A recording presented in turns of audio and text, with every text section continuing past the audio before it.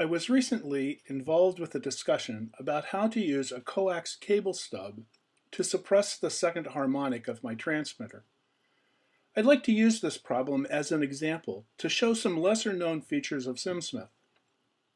I'm going to do most of this interactively, so things may not be as smooth as usual. The basic idea is to exploit a well-known property of coax stubs, specifically that their impedance changes with frequency. In this case, we will attach a stub to our feed line using a T, and this stub will be open at the fundamental frequency and a short at the second harmonic. Let's start this example with a simple system consisting of an antenna, a feed line, and a transmitter. Here I have my antenna, a feed line. I'm going to talk about a point A where I cut this feed line, and my transmitter. My transmitter is a K3. My antenna is an off-center fed dipole resonant at 3.75 megahertz. I have a homebrew 4-to-1 balun and a common mode choke at the feed point. The feed line is a rather long piece of RG213. I don't know how long it is, but as we shall see, it doesn't matter. My first step was to disconnect my feed line from my rig and attach my AIM 4170 antenna analyzer. I ran a sweep, and here's what I got.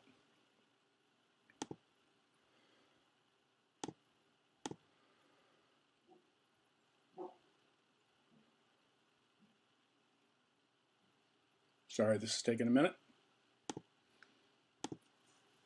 Here's my antenna, swept across the entire frequency range. As a quick examination, let's look at a couple of markers. One at 7.1 megahertz and one at 14.2 megahertz. You can see it's fairly resonant at 7.1. It's outside the SWR circle at 14.2, but that's okay.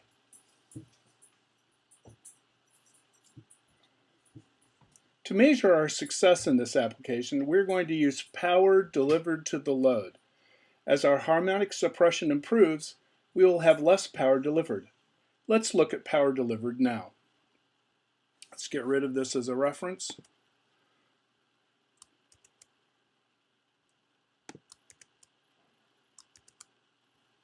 Actually, let's move it over here.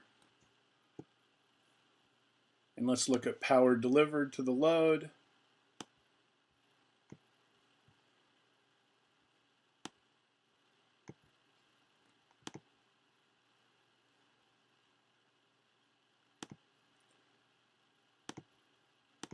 Power delivered to the load, and we're going to want to look at this over a range from, say, 12 to 16 megahertz.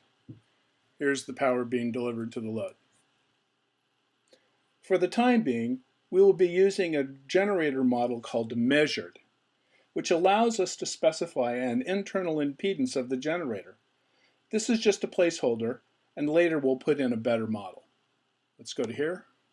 We'll use measured, and let's say we have 10 ohms of internal impedance during transmission. Here's our power. You can see that it reaches a minimum.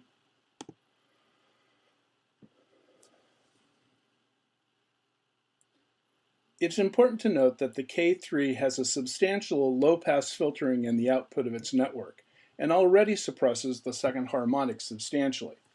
In this exercise, we are adding to the already excellent suppression of the K3.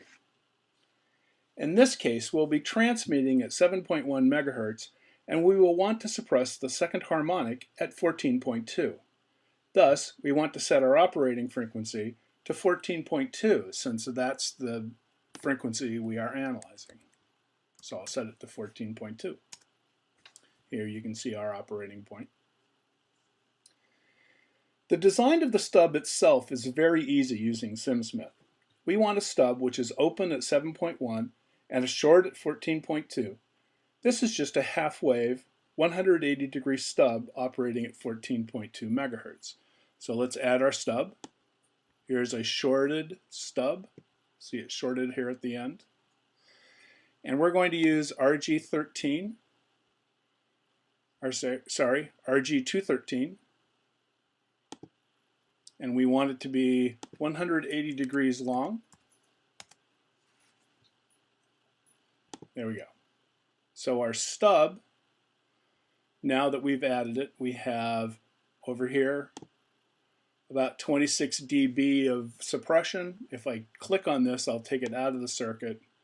Now we have about 5 dB down. Here again, 25. So we added about 20 dB of suppression just by adding the stub, more or less at random, right next to my rig. Now we can do some simulations. Let's see if we can improve things by changing the length of the feed line. Rather than just play, let's do a sweep. So let's add a piece of feed line. We're going to use 213 again. And we're going to want to sweep the length of this just to make life a little easier. So let's add this to the sweep. This is the B element. We want to sweep feet. And let's sweep from 1 to 30 feet just as a guess. And let's turn on that sweep and turn off frequency. Here I clicked on yes for the feet and turned off the frequency. And here we see that at 14.2 megahertz, we have some highs where there's a lot of power being delivered, relatively, and have some lows where little power is being delivered.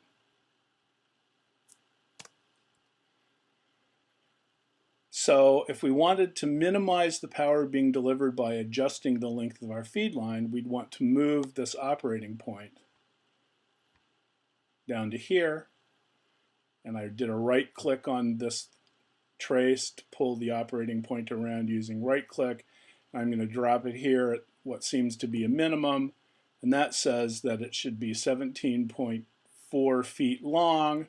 So if I wanted to optimize this, I would add 17.4 feet to my feed line. Just for fun, let's go take a look at the Smith chart. Here, we want to do the path, which starts here at 14.2 megahertz, and this piece of transmission line has moved us on the Smith chart all the way around to over here. Now ideally, if I wanted to truly maximize it, I'd put that point right there. Move this down a little bit, just add a tad of length.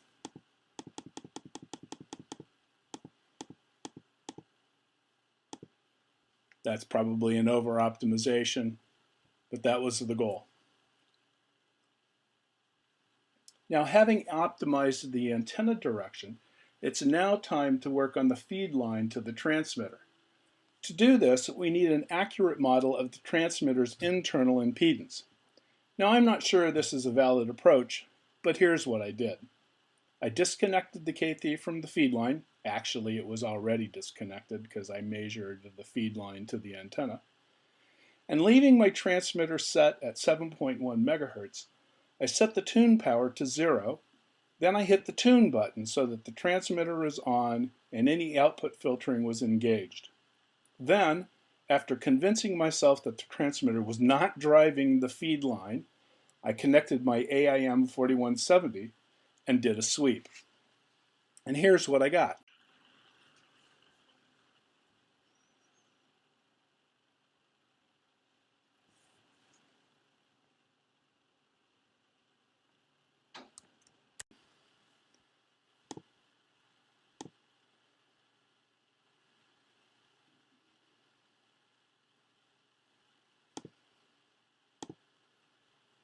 Here we go. If we want to know what we're doing at 7.1, we could move it here. But more interesting is we want to know its impedance at 14.2 megahertz, which is all the way over here. So it's pretty high impedance.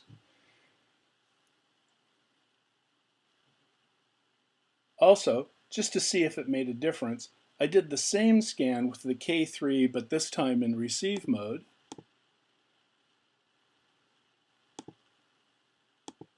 And it's substantially different, as you can see, so at least I know there's a difference, however valid or invalid that might be. So now I want to use this measured data as the impedance of my generator. SimSmith does not provide this function directly. Rather, I'll use what's called the Z block. First, let's add this Z block. And let's set the generator to be a fixed voltage. Doesn't really matter what the voltage is because we're going to be working in dB of reduction, but we'll set it at 10. And we want to use this impedance measurement, tune 7000.CSV, as the impedance of this block. So I can drag this over here. And that sets this block to represent the impedance of the transmitter. Let's also add a piece of feed line because we're about to play with that. And again, we want to use 213. And let's sweep that one's length. So we're going to come up here and add D, the length of D to the sweep menu. And we want to do that from, say, 1 to 30 feet. And we'll turn that one on and this one off. And now let's go look at power. And we can see that as with the B piece, the D piece of feed line has an effect on the power delivered. And there's some high points. For example, here, which is our worst at about 22 dB down. And here's our best, about 24 dB better than that. We got lucky here. I can move this point, say double click over here, or right click over here. And that sets the length of the D piece of coax, D feet, to be 25.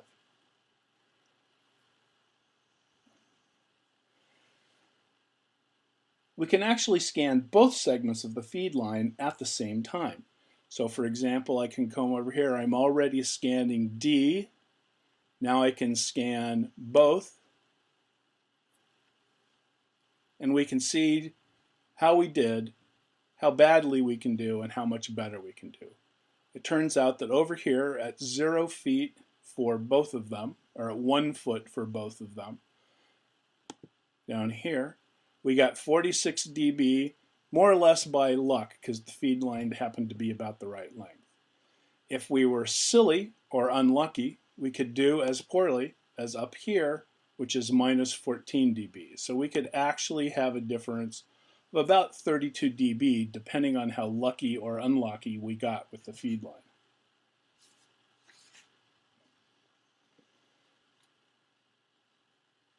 So now let's show a little bit of the power of using SimSmith and ask a different question. Suppose we wanted to not change the length of the feed line, but we were willing to cut the feed line and put the stub at the optimal place. To explore this, we need to be able to remove feed line going to the antenna and add feed line going to the transmitter. And we need to do this in sync, meaning that any amount we add to one side, we want to subtract from the other. To do this, we can use the F or the N block. I will use the F block. This simulation won't be exact because I'm not going to use all the features of the T statement. So let's get rid of this piece of feed line, which we're going to replace with an F block, and put the F block in. Now, I don't know the loss of this piece of feed line here off the top of my head, so I'm going to tune it by hand. So first we're going to put in a piece of transmission line. The input to that transmission line is called I, and that's what comes in on the left-hand side of the F block. We don't know how long we want it to be, but we want it to be the opposite, meaning the negative, of whatever B length is. We know that it's 50 ohms. We know that its velocity factor is 2/3. And we don't know the loss, so I'm just going to put in a variable A for the time being.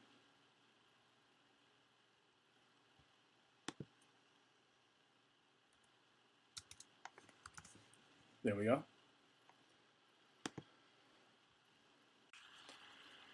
Now, in order to tune the loss of the transmission line specified in the F block, we need to adjust the loss so that it exactly compensates for the loss into the coax section B. In order to do that, we need to remove the stub. To remove the stub, I'm going to do a Control X to put it on the clipboard. And now, here I have a level line. Let's increase the magnification a little bit. And if F were to exactly compensate for B, this line would be flat and level. Let's increase the loss, see if we can make it a little better approximation. That's about what we're going to get. It's only a couple tenths of a dB off. It's good enough for this.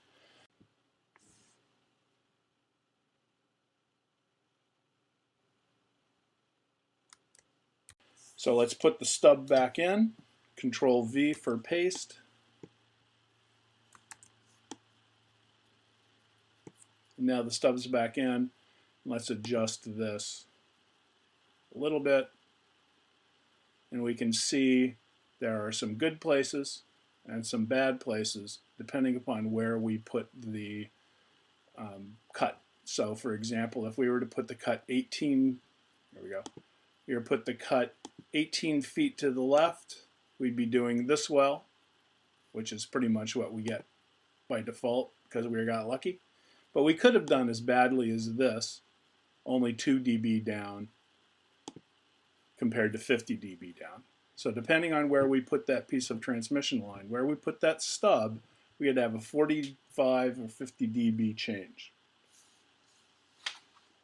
Using this as an example, we can look at some interesting data. Let's plot the impedance of the feed line to the antenna using the plot statement. We're going to plot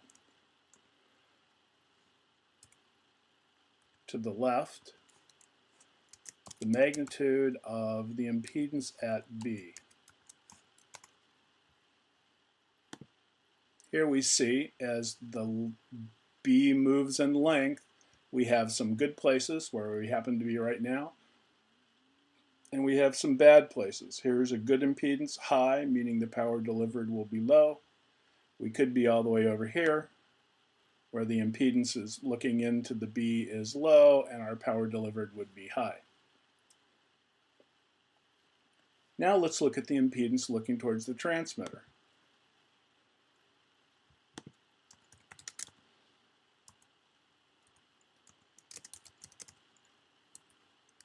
This is at the A point looking in the reverse direction. And here we see the impedance, this blue line is the impedance looking back through the F block towards the transmitter. Again, when we're doing poorly, the impedance looking at the transmitter is low. When we're doing well, the impedance looking at the transmitter is high. Now, let's look at the two in parallel, which is what the stub sees.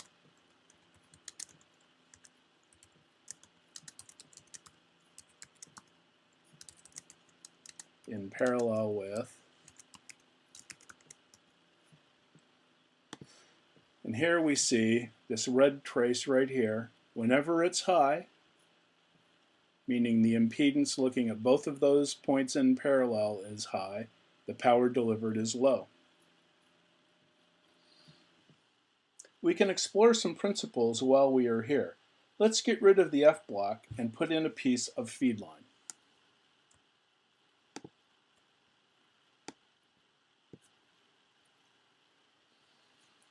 Now let's scan across the length of that feed line, as we did before. Down here we need feet. And we're going to scan from 1 to 30.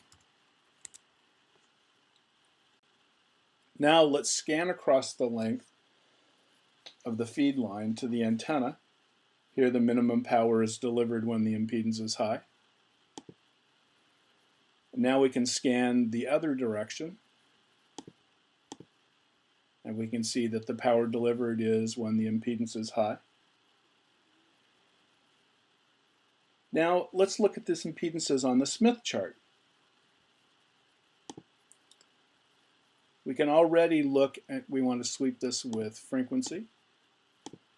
And we can already see that the power delivered is highest, or lowest, I should say. The power delivered is lowest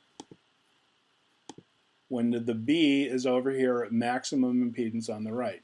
Let's look at the impedance in the other direction. To the transmitter, we're plotting on the Smith chart, so this is gamma. And we want to put it on the Smith chart. And we can see here's the impedance of T looking into the Smith chart. And we need to adjust to this length, so to bring this all the way around and put it on the far right hand side, that maximizes the real impedance and minimizes the reactance. And when we do that, and we go back here and look at the power being delivered is the best when this impedance is high, meaning the impedance to the antenna, and this impedance is high, meaning the impedance looking at the transmitter.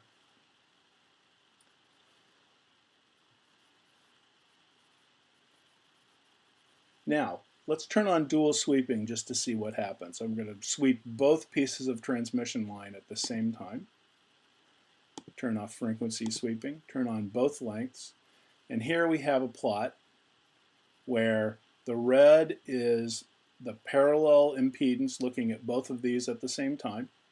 The blue up here is the power delivered, and the black is actually the impedance looking the other way. And right here we're scanning D, but if I move this, I can scan B on the bottom. But in all cases, you'll notice that the minimum power delivered is when the parallel impedance is the highest, and that happens when I have both. Here's my impedance looking at the antenna, and here's my impedance looking at the transmitter. They were both maximum, and right there is minimum power delivered.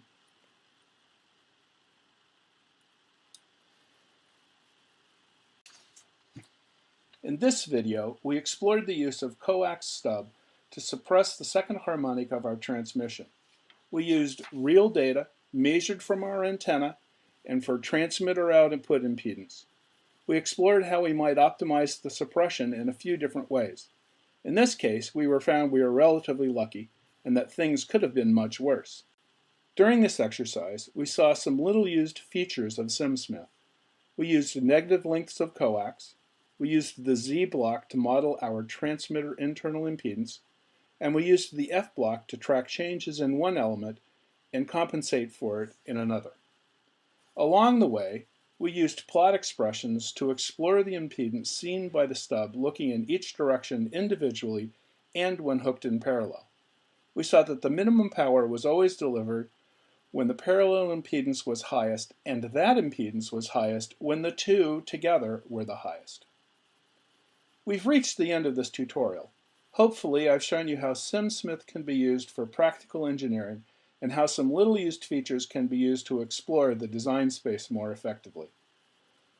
Thanks for watching this video, and always, thanks for using SimSmith.